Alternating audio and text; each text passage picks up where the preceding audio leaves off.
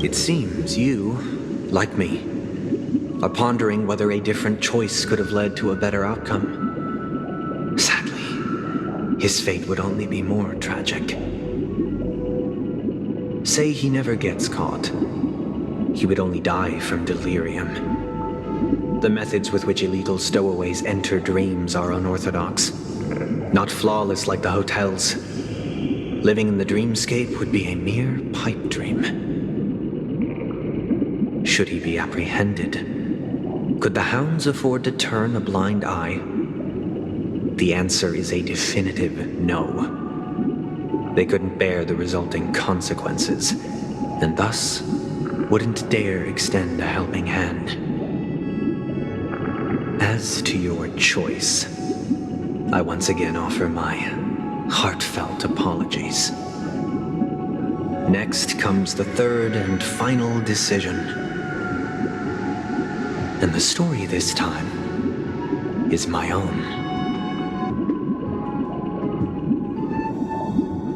This story happened the day I was appointed the Oak family head. At that time, Mr. Gopherwood was the current Dream Master, and as per his wish, we had a private conversation. What surprised me was that the Dream Master had only come to deliver a letter to me. He let me read its contents, and it was a letter from my sister. The letter contained the usual pleasantries, anecdotes from her travels, nothing out of the ordinary. Just as I started wondering how this letter related to our discussion, the Dream Master began to speak. Do you know who wrote this letter? My sister, of course. But why would you personally visit me to hand me a letter from my sister containing mere trivialities? To help you grasp the full scope of this issue. Do you know where Robin is at this moment? From what the letter indicates, she must be in Caspelina 8, correct? She's touring there right now. Correct. Has she mentioned anything about a stray bullet? A stray bullet? What? A war has broken out on that planet. It is because of this very reason that Robin chose this destination. To spread the word of the Harmony and to save the lives of that planet she personally made for the front lines.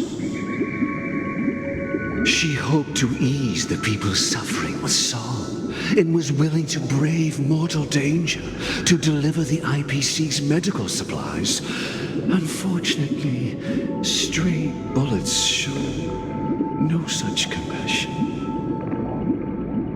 Is she all right?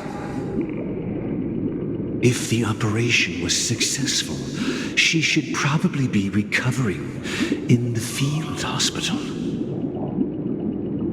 By the eon above, the bullet struck her neck directly, yet possibly as a reward for her consistent deeds of harmony, it didn't hit any vital arteries. Once you've attended to your outstanding tasks, it'd be advisable to write her back as soon as possible. Those damned savages! I'll pack my bags right away. My gratitude for bringing this to my attention, Mr. Gopherwood. Now you understand why she always wears such elaborate neck ornaments, don't you? How could this happen? Miss Robin? It's all in the past, so please don't worry. I share this in the meager hope that you will understand the harmony's limitations and predicament. As grandiose as the strong defending the weak sounds, many times, it is nothing more than wishful thinking. Likewise, I've prepared one last question, one last choice. But rest assured, this choice will not have any grave consequences. Because this is merely a figment of imagination, a nightmare that has haunted me through countless nights. If you ever had the opportunity to make a choice like I did, would you still support Robin's journey on the path of harmony?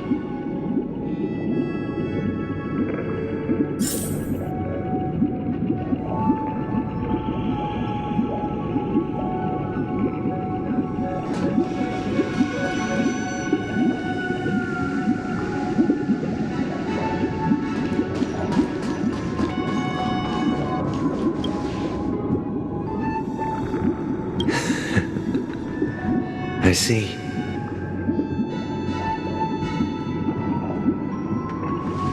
I am now aware of everyone's stances. Raising these questions merely serves to illustrate one point.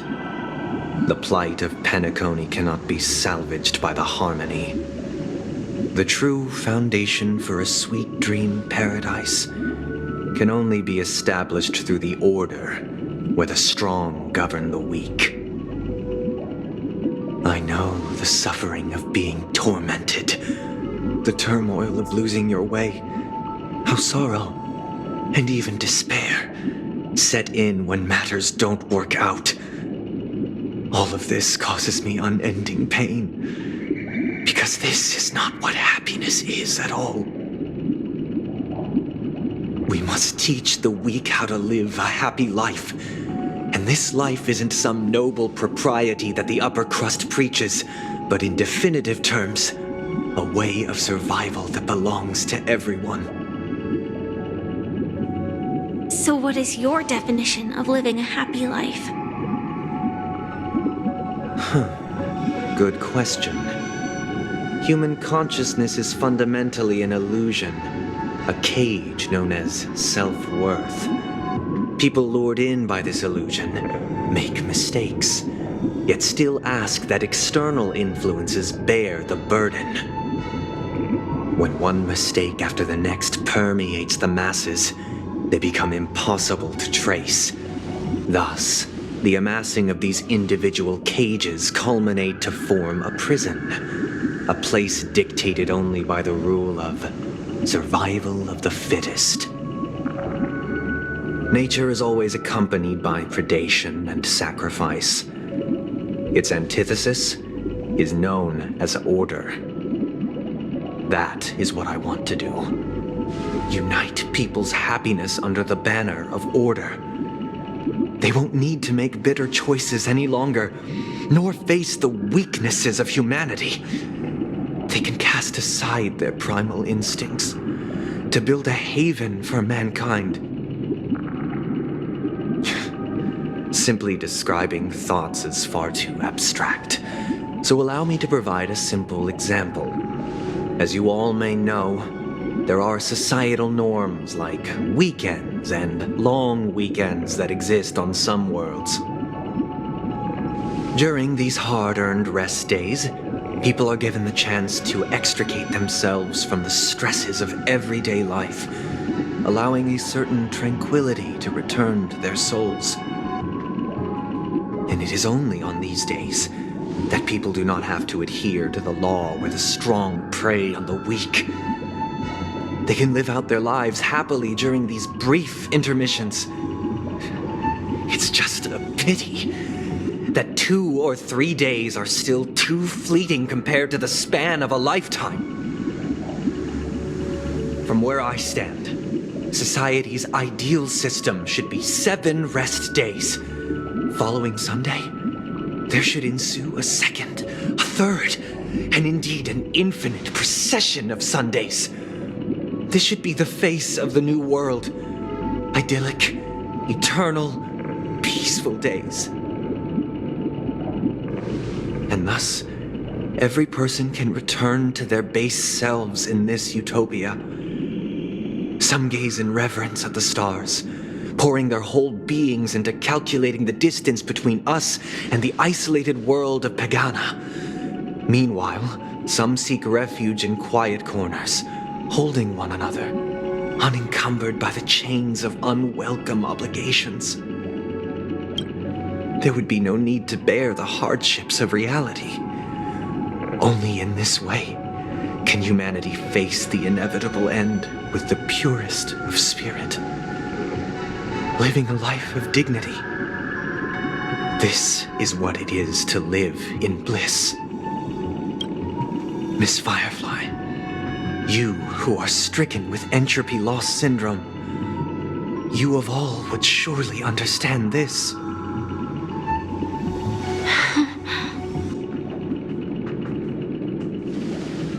It sounds like a flawless theory.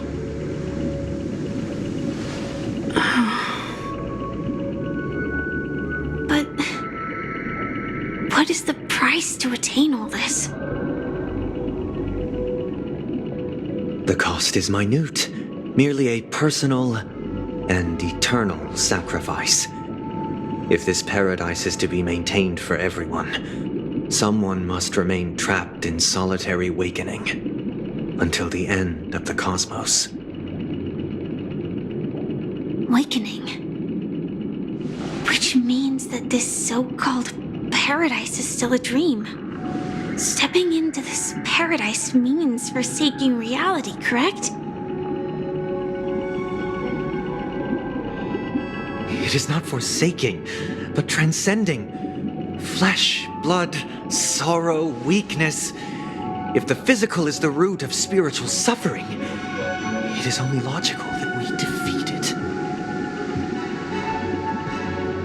But in this supposed bliss, people won't have defeated their demons. The chance to overcome their tribulations would be forever lost to them. In other words, it is an escape. That's another way of understanding it. But there is no shame in escape. On the contrary, the seeds of escape exist in everyone's hearts. Don't you agree, Miss Firefly? And as to why we sleep, it is because we are afraid to awaken from our dreams. But this is not in conflict with the grand plan. Only in acknowledging this can we truly understand the frailty of human nature, and from there, show compassion and protection.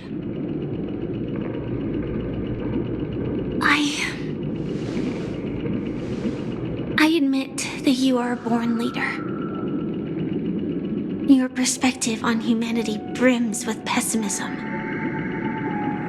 Yet you express compassion for all, even when your heart pities them. But unlike you, I live for the self. From my perspective, individuals making choices for themselves is their birthright. The want to escape may be innate in the weak. But whether they are weak or not, it is not up to another to decide. Perhaps in your mind, you also view me as weak?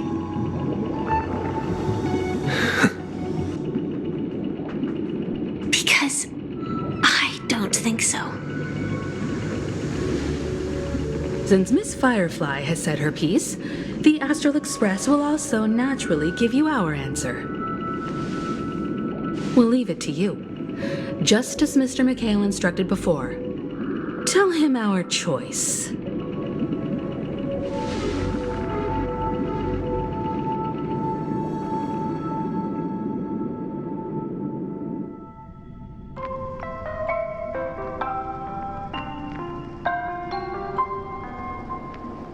What is this place? Does this place ring any bells, Misha? I don't know. But I feel a sense of deja vu. What is this place? It's the realm within a dream bubble. This was left to the Astral Express by a nameless, but weirdly, when we entered it, it was completely empty. Dr. Edward from the Dreamscape sales store told me that dreams are formed from memories, and a dream bubble can't take shape if its core is empty. So I thought you might be able to help us in unraveling this mystery, Misha. As a hotel doorman, you know Penacony best among us. I don't know much about dream bubbles, but if you want to figure out what this mansion is, I'll do my best. I'm counting on you then. Himeko, I still don't get it. Why were you so sure that Misha had a connection with this dream bubble? I wasn't sure. It was just a hunch. But since Misha feels familiar with this place, my hunch might be correct.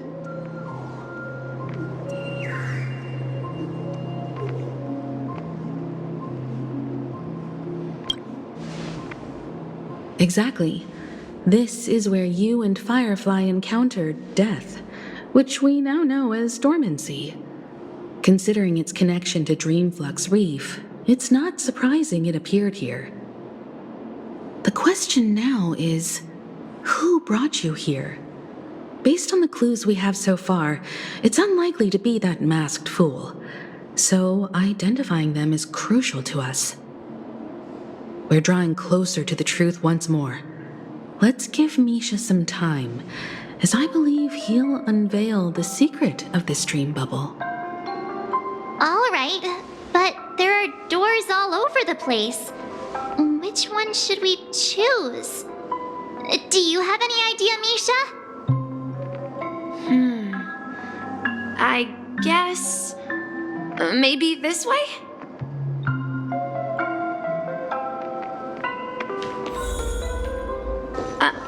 I'm not entirely sure, but let's give it a try.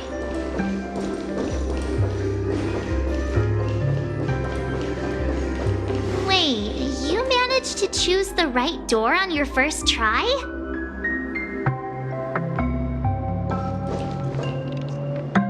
Weird. This place is quite different from the hotel. But I feel like I've been here before, and even lived here for a while. If I remember correctly, there should be a fireplace down that hallway. Clocky and I used to sit by the fire, listening to the crackling of firewood. And the room on the other side was the toy room. I loved spreading out all the toys from the box on the floor and making up stories for each of them. Hold on. This doesn't make sense. Didn't I grow up in Dreamflux Reef? So, what is this place? This could be a case of amnesia. Don't worry, Misha. It's common for everyone to forget certain aspects of the past. Those memories haven't vanished. They're just lying in the depths of your mind. We can surely get them back. Since this place seems familiar to you, why don't we explore a few more rooms and see if you can recall anything more? Yeah, then let's check out the rooms I just mentioned.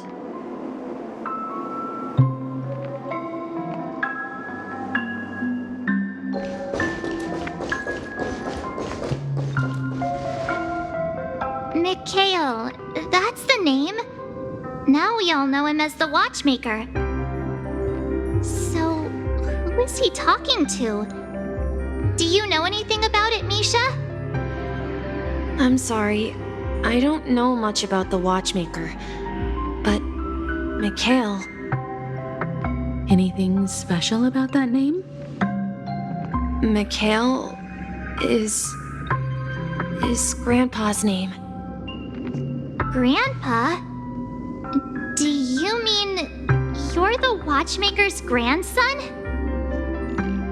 We haven't heard anything about the watchmaker having descendants. And the name Mikhail is not rare. Perhaps it's merely a coincidence. Could you tell us more about your grandpa, Mikhail? Yeah, sure. He was a seafarer who fearlessly ventured into mysterious seas and storms. He was always on the sea and had lots of friends who accompanied him on his travels. He didn't want me to call him Grandpa because that would make him sound old. He believed he was still young.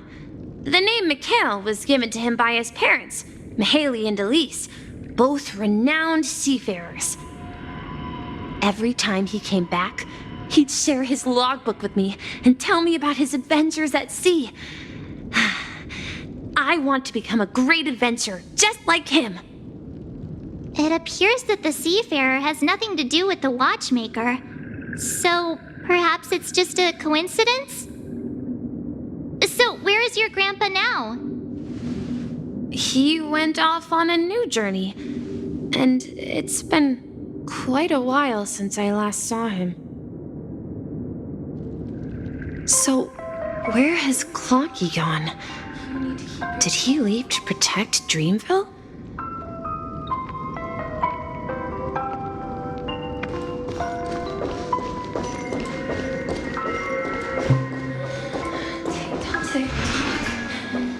Tick-tock. I heard some noises from the room. Origami Bird? That's a friend of mine.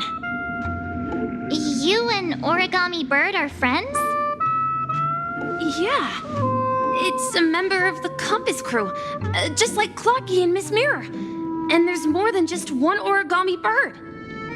They are a big family with lots of brothers and sisters who look the same. They follow Miss Mirror's orders and handle all sorts of jobs on the ship. They're the best sailors. Sailors?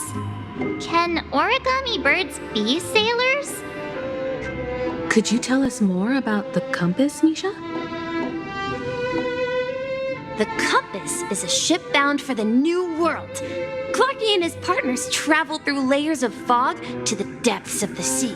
Whenever there is danger, Clocky will use a compass and guide the ship in the right direction. That's a great story. But in the Penacony cartoon, Clocky and his partners have always lived in Dreamville and never ventured out, right? Huh? Oh, that does seem to be the case. Weird. I clearly remember Clocky arrived in the New World in the end. Perhaps Clocky has a hidden past. I think I hear the sound of water. You once mentioned there's a magnificent fountain up ahead.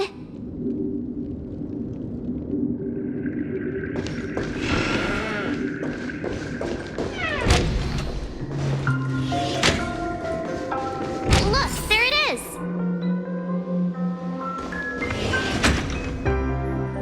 The water resembles a precious jewel embedded in the dreams of all seafarers. Every time I gaze at the shimmering lights beneath the waves, it feels as though I'm back in this place, standing by your side. Have you recalled anything, Misha? Yeah, I saw these sentences in Grandpa's logbook. He used to say that despite the perils of the sea, whenever he stood on the deck in the afternoon, overlooking the sparkling waves, he would think of this fountain in front of his house. He often said that those moments felt like returning to his family's side, and the difficulties at sea didn't seem quite as challenging. You know, I quite understand such sentiments.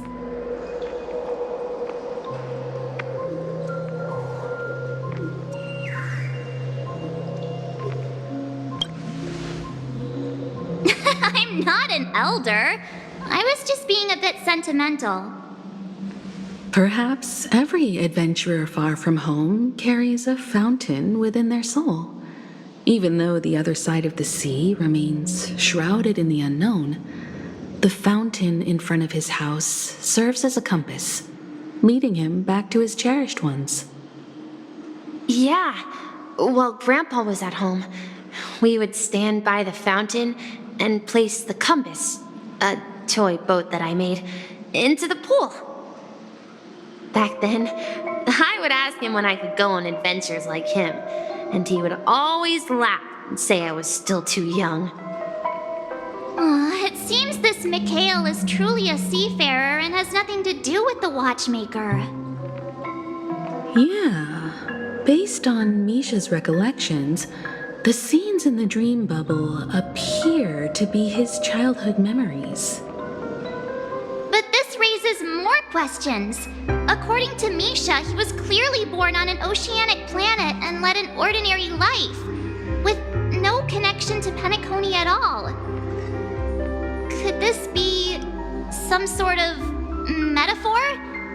Perhaps the sea refers to the memory zone. I'm sorry.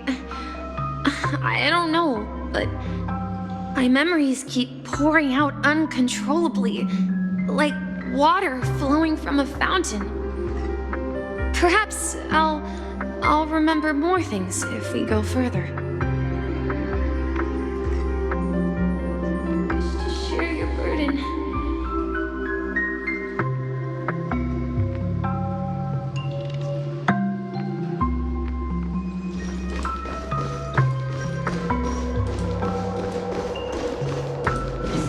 We're going to the opposite side, right? No, we should turn left here.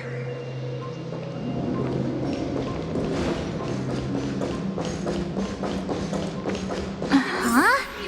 Something feels different about this place. This is it. I remember this corridor. I want to go too. Up ahead is Grandpa's study. It was in that room that I saw him the last time. Will you come back? Let's continue. So many times.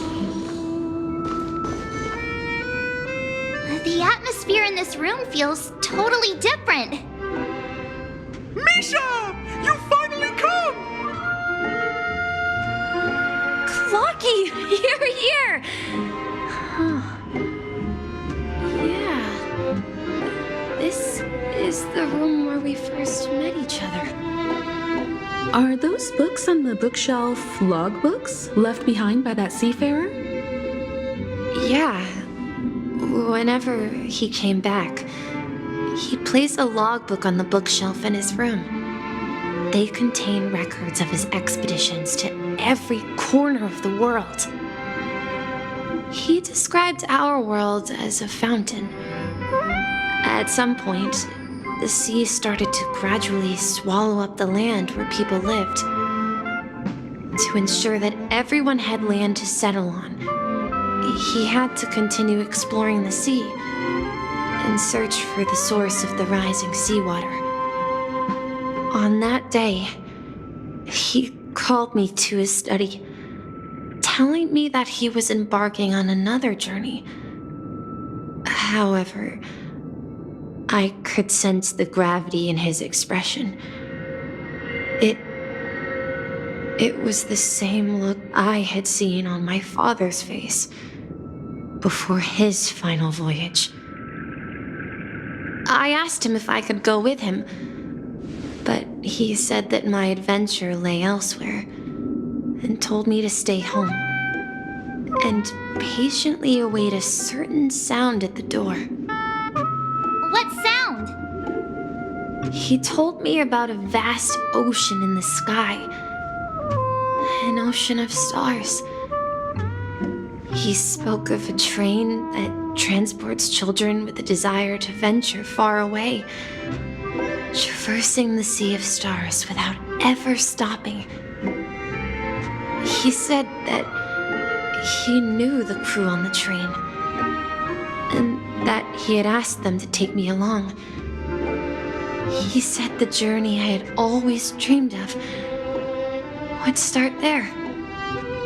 A train? Could it be? It's the Astral Express. I remember now. Grandpa's friends are a group of nameless who came to this world to resolve a disaster caused by a star. Then, he gave his pocket watch to me. It was his cherished treasure, appearing in every one of his adventure tales. He explained that difficult times were ahead, but assured me that the watch would guide me. He said, as long as I kept moving forward, I'd eventually reach my desired destination. And then, it was as if I heard the distant sound of a train whistle echoing throughout the room. Exactly, Misha! And then we followed that whistle, didn't we? Yeah. I think I can still find the way we took back then.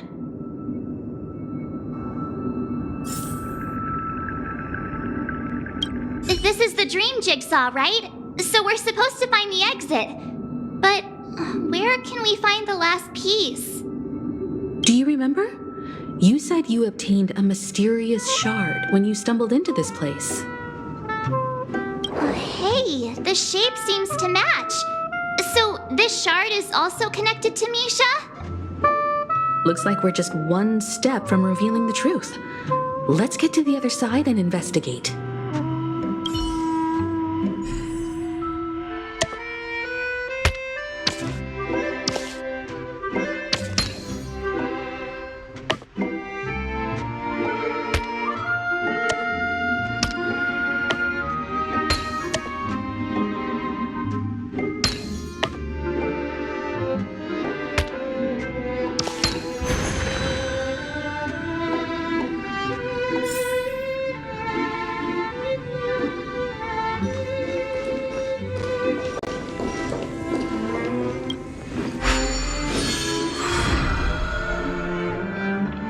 This is it.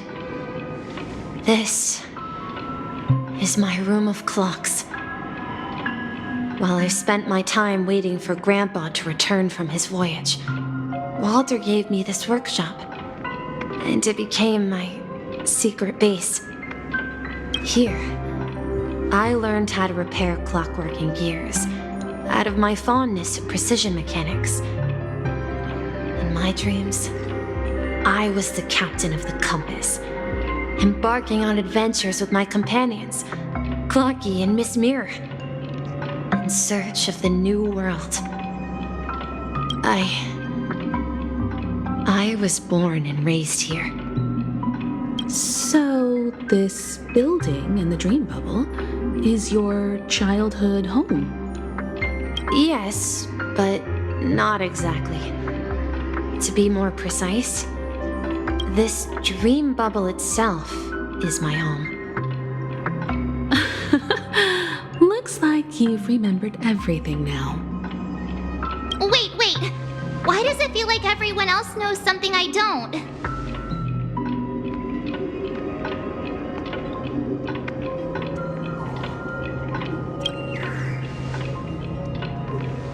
Marge, do you remember when he mentioned a clocky that only he could see?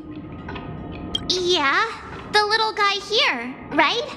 But we all saw him in Dreamflux Reef, right? And Mr. Yang even greeted him. Looks like everyone on the Astral Express has a childlike spirit. The answer lies in the Astral Express. His experience shows that neither Firefly nor Acheron can see this clocky. And when we were in Dreamflux Reef, you may have noticed that for some reason, nobody outside of the crew had ever talked with Clocky.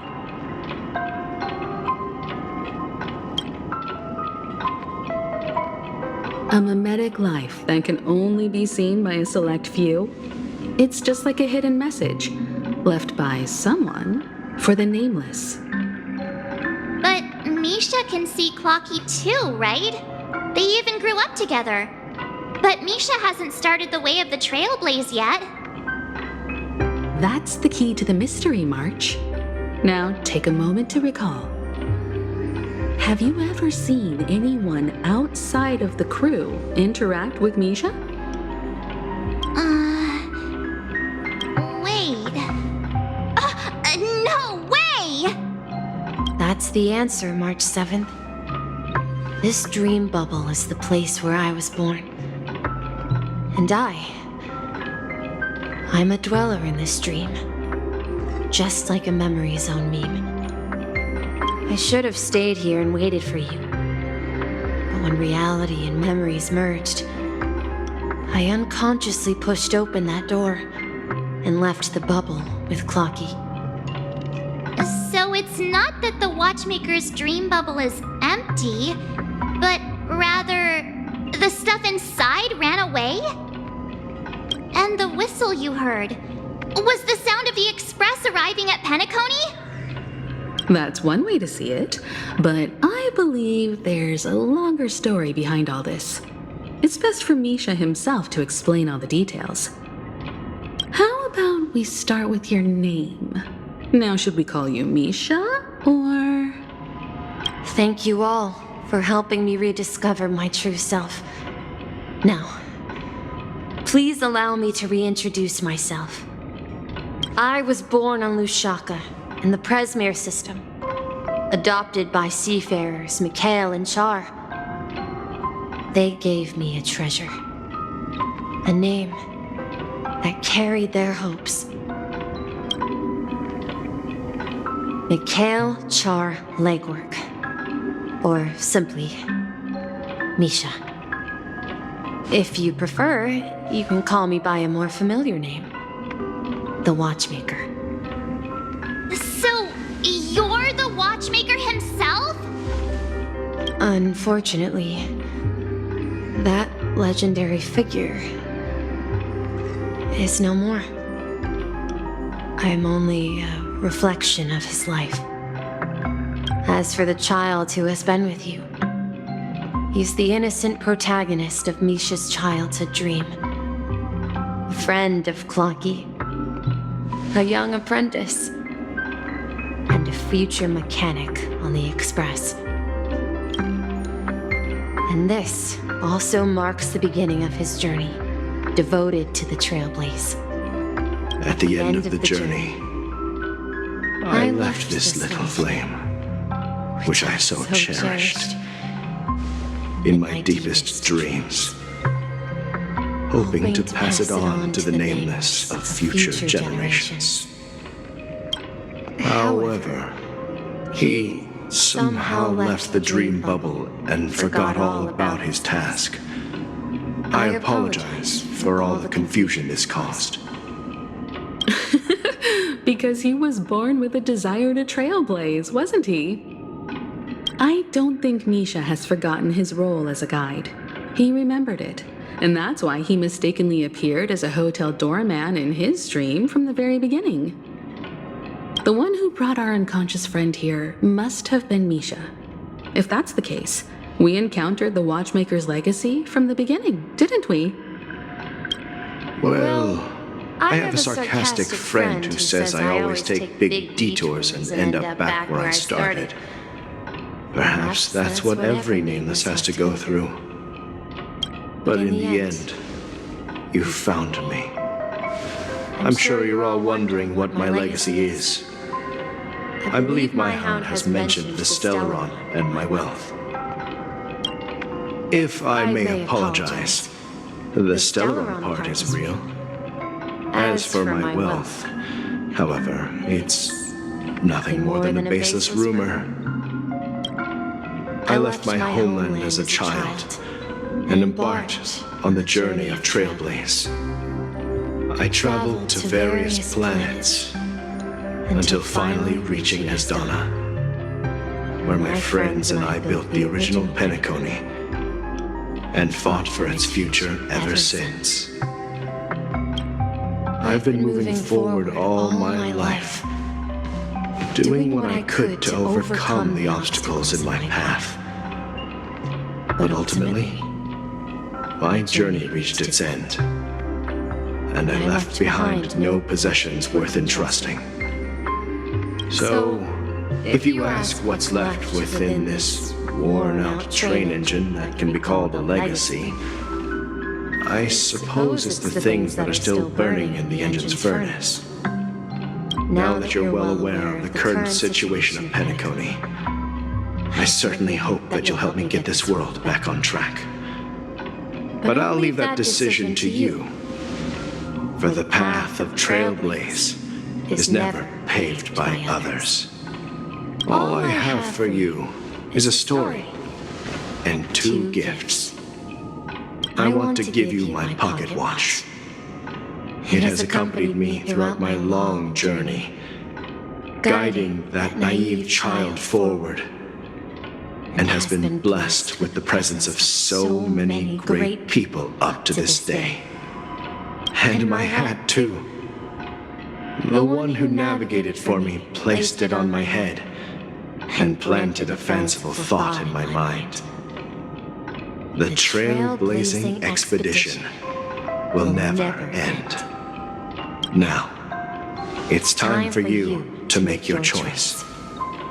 Once you've made up your mind, open that door and enter the long dream of an old man. I'll be waiting for you at the end of this corridor of time.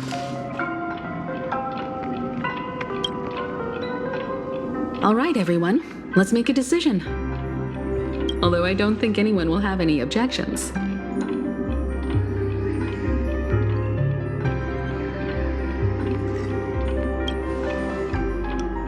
Of course. We've come this far. Surely there's no other option than moving forward. In that case, it's unanimous. Then let's proceed together to the end of this stream and tell Mikhail our decision.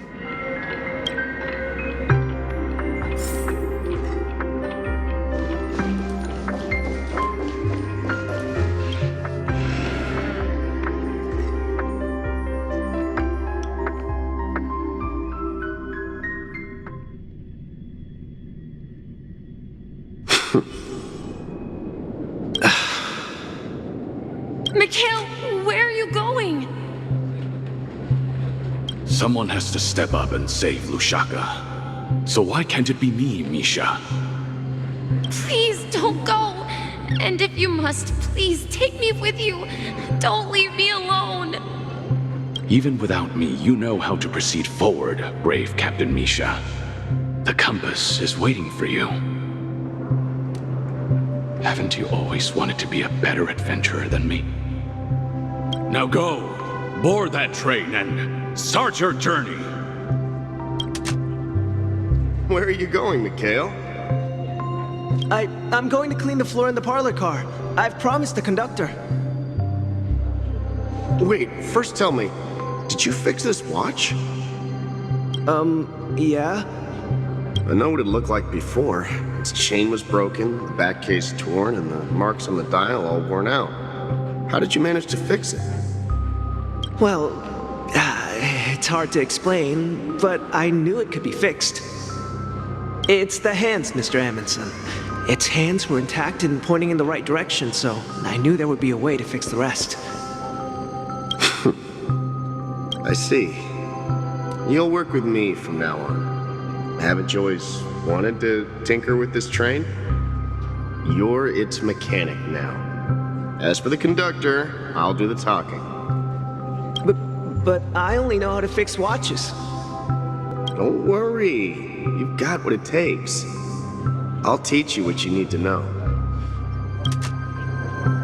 Where are you going, legwork? It's time to head to our next stop.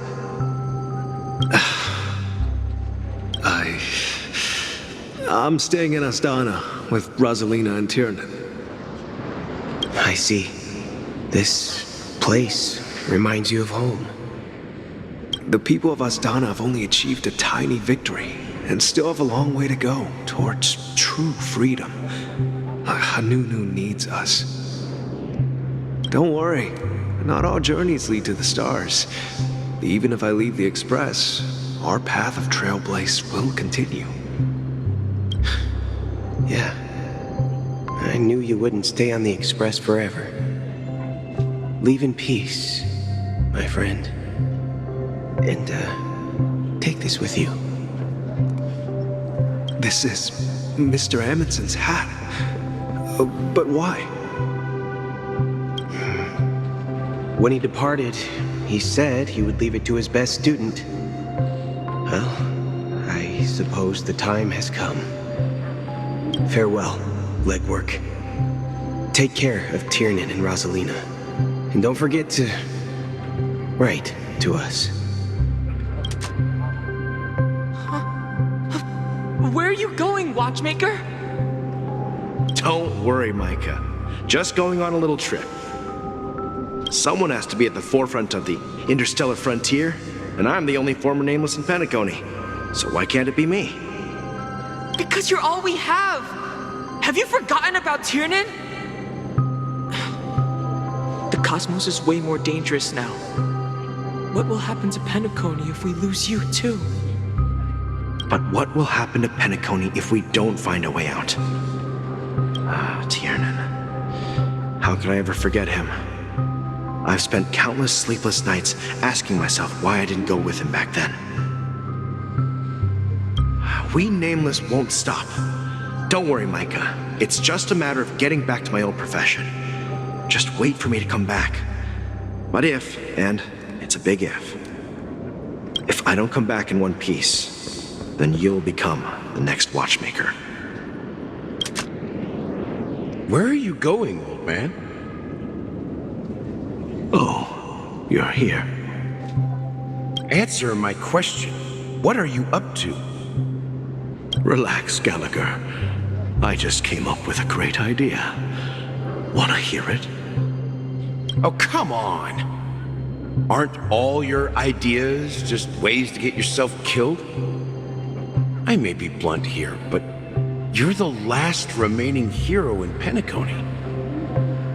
If you die too, the secret of the Stellaron will go to the grave with you. Yes, I'm afraid there's no way out in Penacony, so I'll have to consider alternatives beyond Esdana. We'll organize a festival using the Watchmaker's legacy as a facade, and send invitations to the entire cosmos to gather people here. So, a desperate struggle against the family? Desperate? Don't we have you here, my friend? This task is challenging, but what hasn't been challenging for us along the way? Well, whatever you do, remember, make sure to send an invitation to the Astral Express. Misha! Where are you going? Oh, it's you, Clocky. Take me to Dreamflux Reef. Last night, I had a long dream about the day we met. I want to write down that dream. Write it down? Why?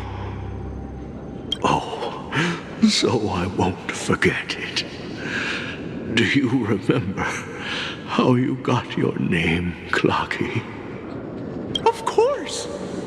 You told me that when you were a kid, you lived in a room full of clocks. Those wall clocks and pocket watches grew up with you and were your best friends. Yes, but what I didn't mention was there's a funny misunderstanding behind it. I was a kid, and there was always a special pocket watch in my memories. It was with my grandpa, guiding him on his sea voyages and leading the way in his every adventure story. I wanted to have a pocket watch like that too, That's when you appeared in my dreams. Yeah. Every night, we boarded the compass and set sail together. But you know what? It wasn't until the day my grandpa gave it to me that I realized it wasn't a pocket watch at all. It was a compass. So, your name should have been Compassy. And the watchmaker is just a nameless.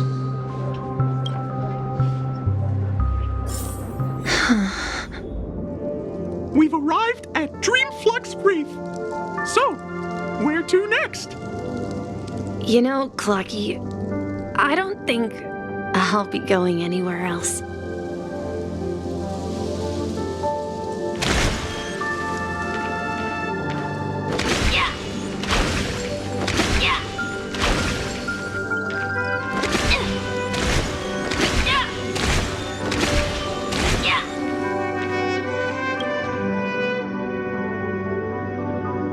I've traveled far enough, and it's time for a little break.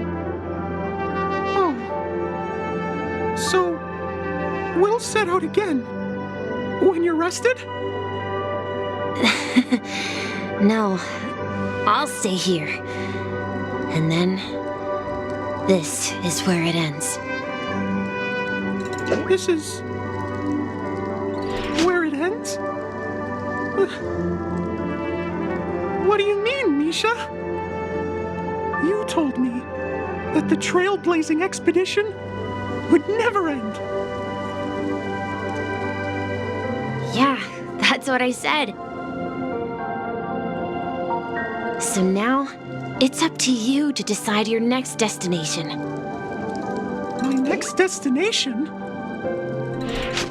What's that supposed to be? I've been following you. Misha? You're acting weird today. If you're feeling down, we can just do what we usually do. With the clockwork. No, I'm not feeling down. As for clockwork, yeah, it resolves all problems in this dream. So, do you know what clockwork actually is? I'm not quite sure. Well, everyone gets lost at times. They may hesitate and doubt which way to go. That happens in this dreamscape and beyond. But don't worry. Everyone goes through moments of uncertainty and hesitation. Eventually, they gather the courage to make bold decisions. Whether it's calming, joyful, angry, or sad, all they need is a little nudge to take that step toward where they truly belong. I'm leaving that little nudge with you, and I hope you'll share it with others. Such is the essence of clockwork, the will of the trailblaze.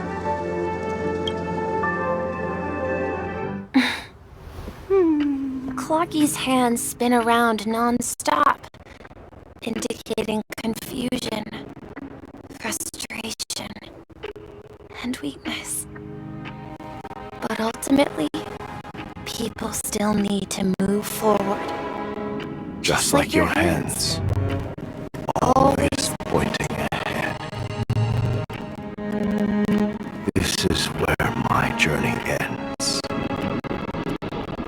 From now on, it is your path to walk.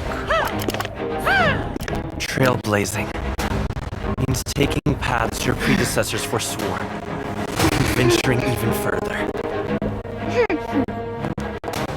The Penacony in Mikhail's dreams does not belong to order.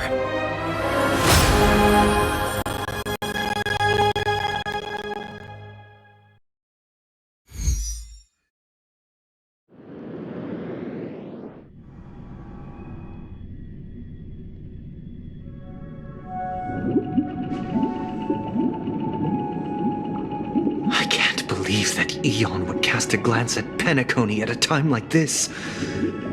Is it because of the resonance from the legacy of the Trailblaze?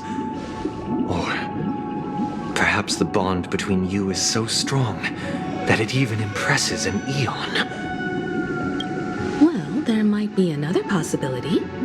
Perhaps they want to witness, on behalf of the fallen Eons, who will hold the future of Penacony.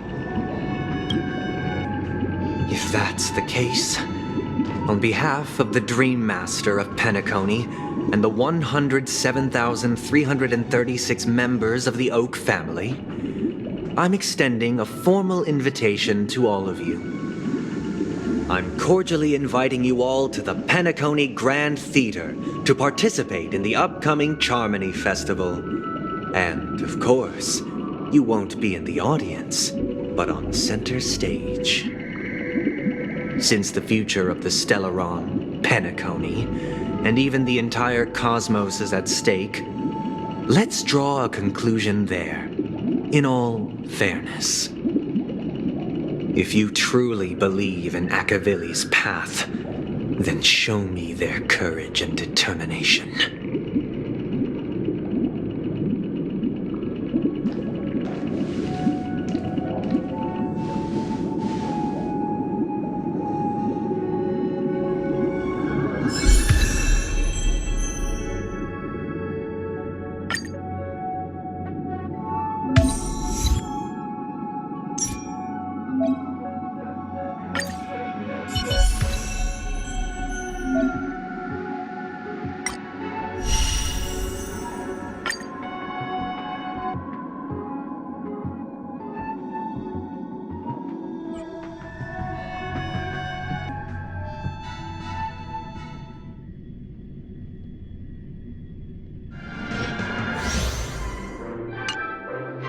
Please stay tuned.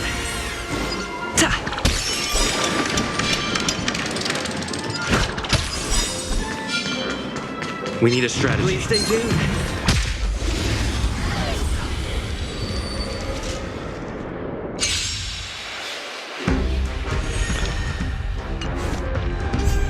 Time to test our rapport. Dreams do come true. Commencing support. In the mood for...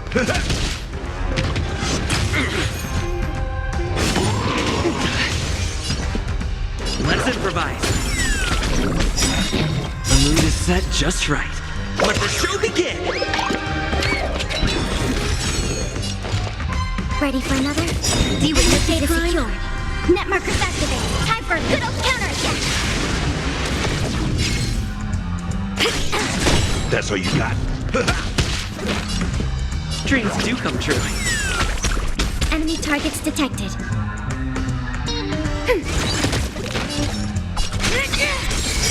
By the order of execute, the Mara struck!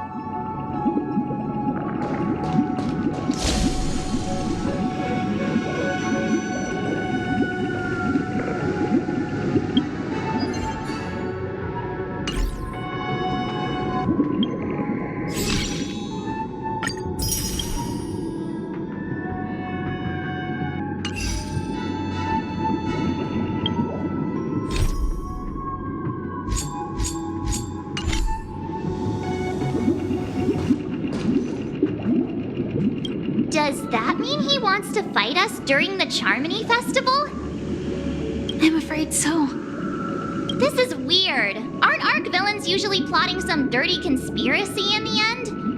But he actually said something like, "In all fairness." Could it be that he's underestimating us? Well, in my opinion, Sunday is deeply committed to his own philosophy and genuinely wants to prove that the Order is right.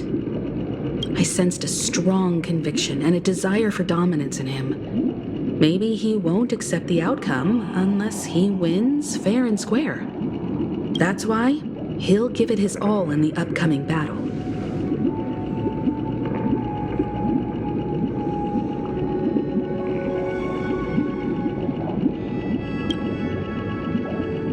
Yeah, you're right. We've even dealt with a Lord Ravager of the Destruction, so a follower of the Order won't be a big deal. Anyway, we can't leave the Stellaron unchecked. This is about trailblazing a bright future for Penacony and fulfilling Mikhail's and his predecessors' long-cherished wishes. Now that we've taken up the mantle, we can't afford to fail them. However, the same applies to the Order. Their plan didn't materialize overnight, and they have the profound collective consciousness of the planet of festivities behind them. A desire to dream, to slumber and escape reality. All those hidden emotions have given birth to the sweet dream of the Order. They've harnessed the will of an entire planet to create an eon. This confrontation is far more complicated than a simple power struggle. To secure Penacony's future, fighting on the stage alone is not enough. What do you mean? Are you not coming with us? I believe Firefly is trying to say that she's heading off to another battle.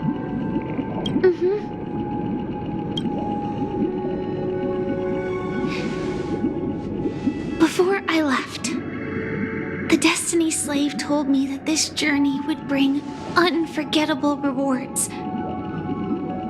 Even though the script he gave me only had a few lines, I couldn't ignore them. Because one of the lines said, "I'll experience death 3 times in the land of the dreams." 3 times? This can't be serious, right? The first time was a painful death when I was stabbed by the Blade of Dormancy, which led to all subsequent events. The script will always come true, but in a way that will only be revealed when that page is turned. So now I've understood the meaning of my second death. And I am prepared to face it. If all goes well, my efforts will provide crucial support for you. Only by achieving victory in this battle can we secure a future for Penacony. And only then, my third and final death won't come true in the most terrible form. The most terrible form? Does that mean... The true death, where everyone in Penacony loses themselves completely in the eternal sweet dream of the Order. We must do everything we can to prevent that. Have you made up your mind, Firefly? Yes. Otherwise, I wouldn't be here. Thank you again for your assistance for the Astral Express. May we meet again, in reality. Yeah. Farewell, everyone. May your trailblazing expedition never end.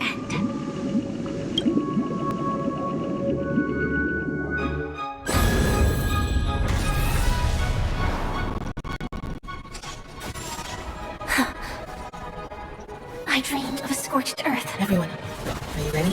A new shoot sprouted from the earth. It bloomed in the early sun and whispered to me. Like fireflies teleported, my freedom's death. May we meet again in reality.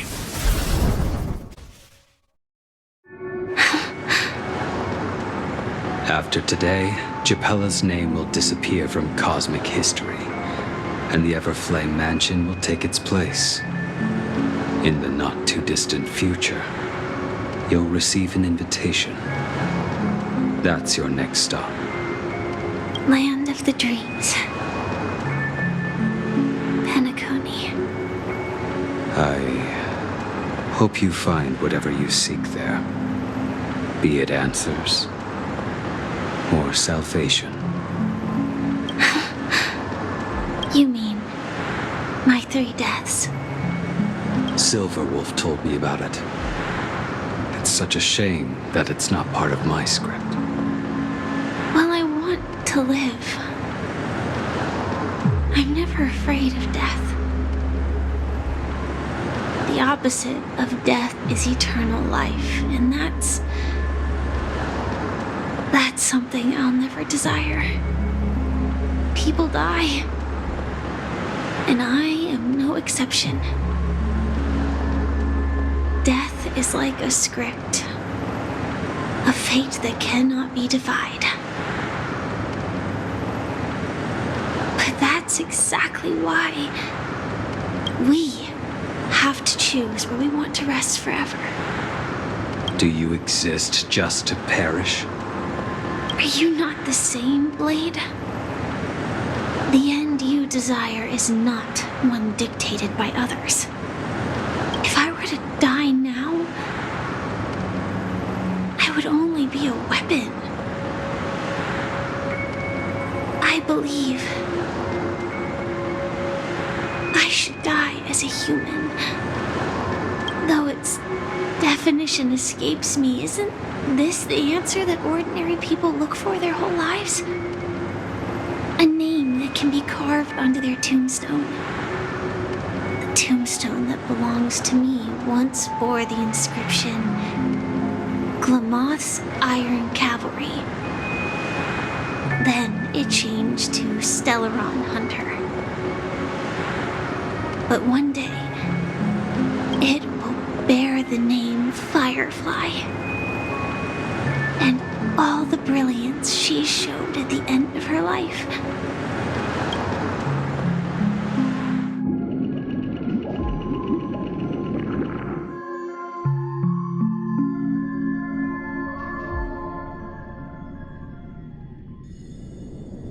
That's quite unexpected, old man. Who would have thought your crazy plan would actually work? Do all you nameless fools just act on a whim? I can sense that this false sweet dream is coming to an end. The nameless may be young, but they had the ability to achieve this goal. Just like you did in your time. It's a shame you won't be able to see it firsthand. Maybe I won't either. Once something fictional is seen through, it ceases to exist. Yeah, not just those nameless. Even Mr. Wings is just like you. Stubborn, won't listen or give up, no matter what. Well, fate is unpredictable, I guess. If we weren't bound by those cursed paths, maybe we could have had some good talks. But in the end, we managed to do it. And now we can find solace. Remember how those idiots cursed us? They said, "Go to hell, you worthless traitors." Well, I don't know if they really meant it, but if longing for freedom means going to hell, then I'll be joining you soon, you fool. Let's get together and have supper again in hell. Oh, I almost forgot. There's one more thing. Here's to you. A glass of hello and goodbye, Trailblazer. To the imperfect tomorrow.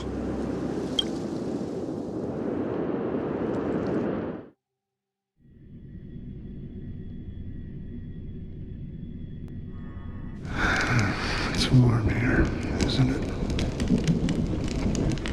You're lucky to have found shelter from the rain. let alone fresh berries, in this desolate place. I was just following the scent of life. It's particularly strong in a place like this. It's a shame these berries don't have much flavor.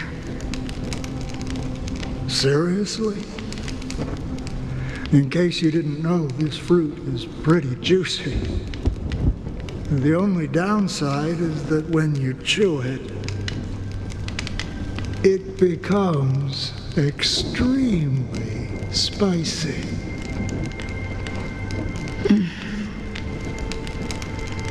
Have you lost your sense of taste?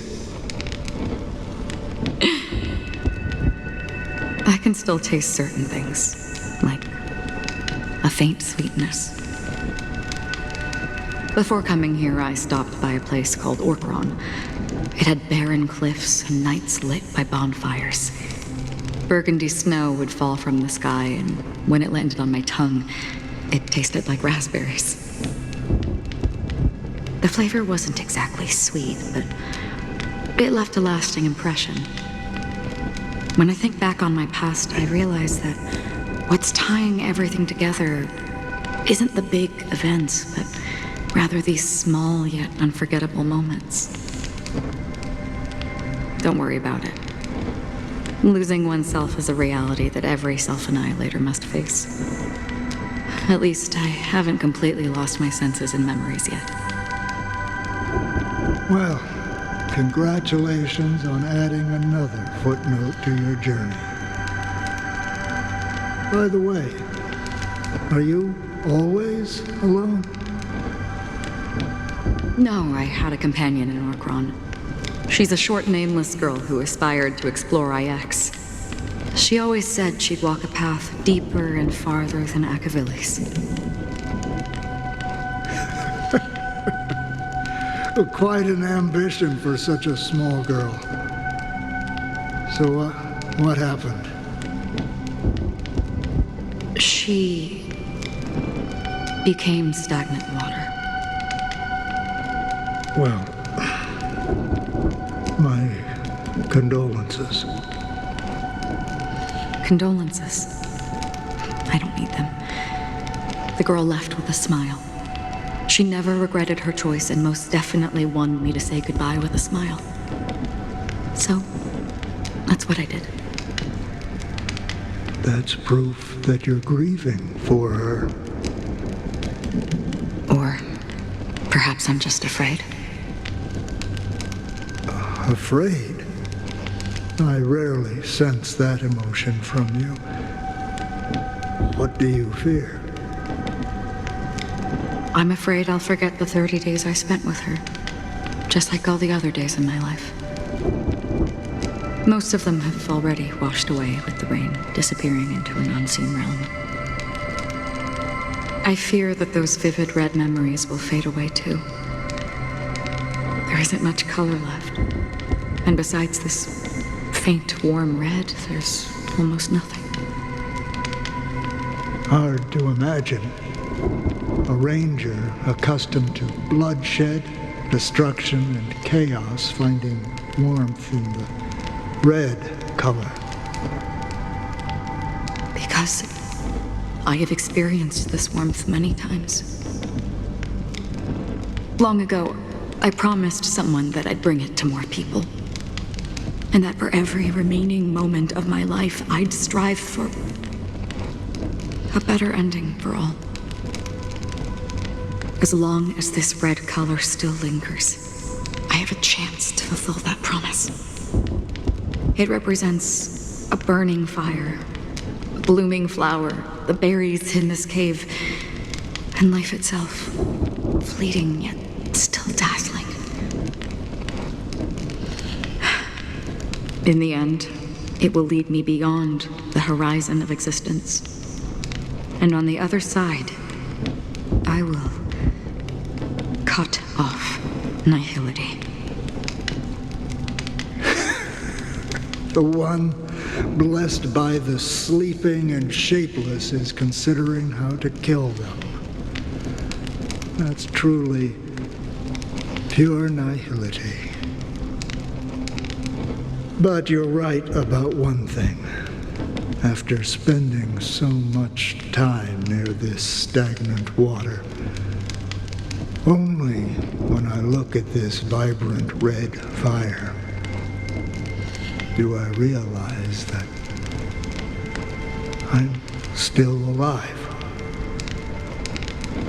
When will this rain ever stop? Perhaps when the sorrows of the departed have finally quieted down, the sky will clear up.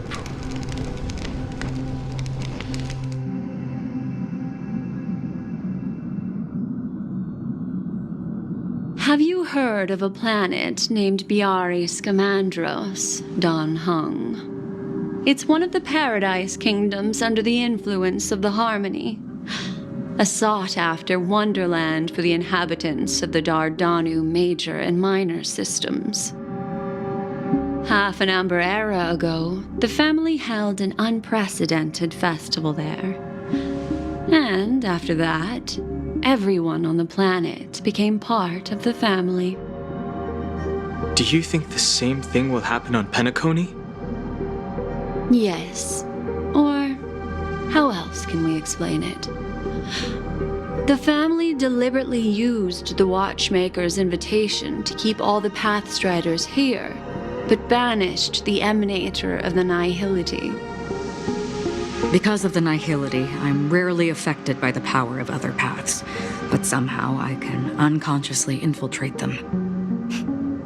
Maybe that's the risk they're trying to avoid. I would disagree.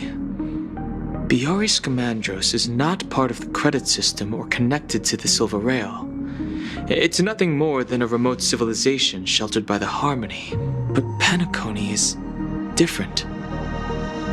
If the family messes with Penacony, that would be like declaring war on almost half of the factions in the cosmos. They have no reason to do that. No, they don't. If they truly serve the Harmony, that is. What do you mean? The path in Penacony is impure. The Harmony here has impurities. Do you remember the Ancient Swarm disaster? Tazeront, the propagation, brought endless havoc to the universe, and it eventually evolved into a fierce battle among all eons. 2 paths lost their eons in that war, the propagation and the order. Coincidentally, their downfall is related to a certain eon. Shipe, the Harmony. Legend has it that they participated in the crusade against the Imperator Insectorum and devoured Anna the Order for unknown reasons. Holy forgaroni. So you're saying that the 2 leaderless paths are working behind the scenes? But I don't see any descendants of the propagation in Penacony. Could it be that the remnants of Beyond the Sky Choir are hiding within the family, trying to resurrect a fallen eon? I can't say for sure, but they're definitely planning something for the Charmony Festival. Whoa, this is getting way too complicated. Is this why you want us to leave Astana right away? Are you giving up? The Charmony Festival will start soon. There's one thing that I need to confirm no matter what. A warp jump is the best way to do so. Time is running out. I have another plan.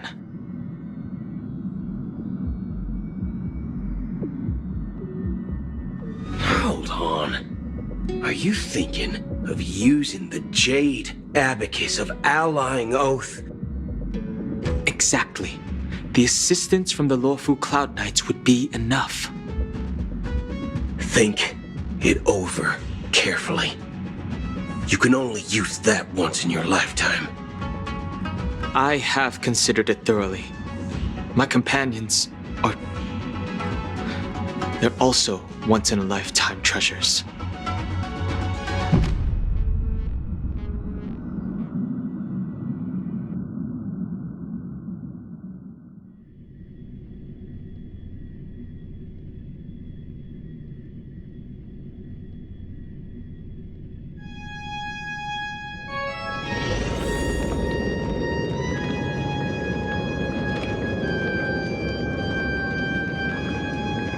Are you the only one here, my child? The Nameless is quite the diplomat. Our secrets have spread like wildfire within the family. And IPC starships are gathering towards Astana. This is a crucial moment for us. So, where is the chosen one who harmonizes the varied sounds?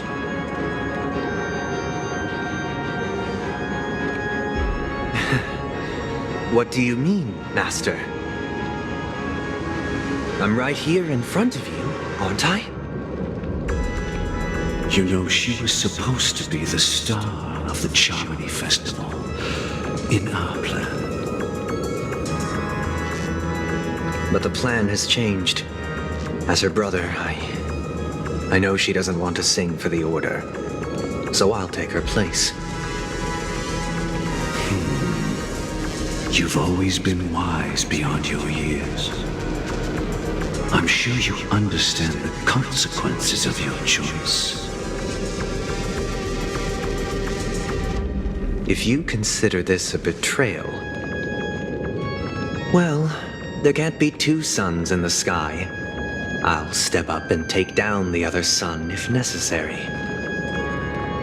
Do you believe in karma? If karma exists, then everyone has their own karma. You have yours, and I have mine. And my karma has nothing to do with you, Mr. Gopherwood.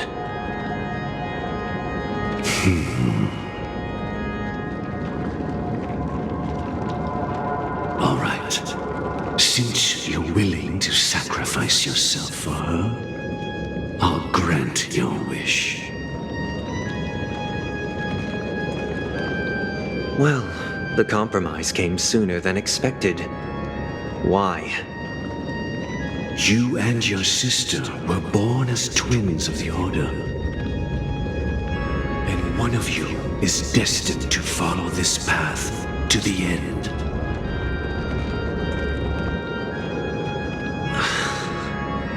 Is this part of your plan? Of course. You're still as clever as you were when you were a child. The opening is near. Go, my child. Seize the power of the harmony and reveal your karma. I have one final question, Master. Why did you choose to bring the Order to Penacony? Wouldn't it have been better to choose a desperate world instead of a city filled with hope and dreams? Why? It's for justice, my child. If we lose justice in our hearts, we'll make the same mistake as the Harmony did. So, it's not you who manipulates the dreamscape with the Stellaron, but... Well, that's where our conversation ends. Go ahead. The 107,336 souls of the Oak family have dreamed of this moment too many times.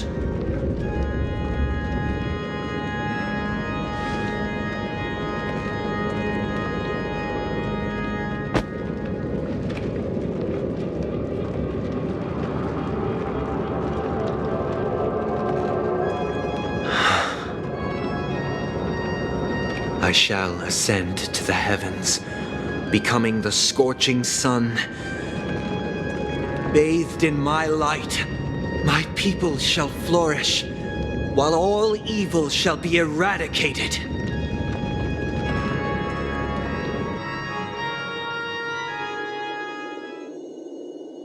This is the interior of the Penacony Grand Theater.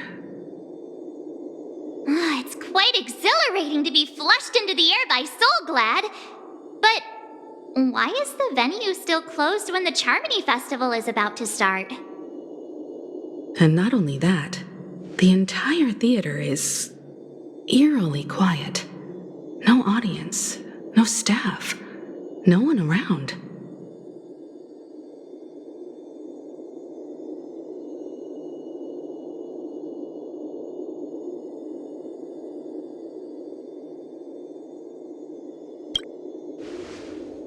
Even if we're late, a grand theater like this shouldn't be completely empty. Let's explore around. Be careful, everyone.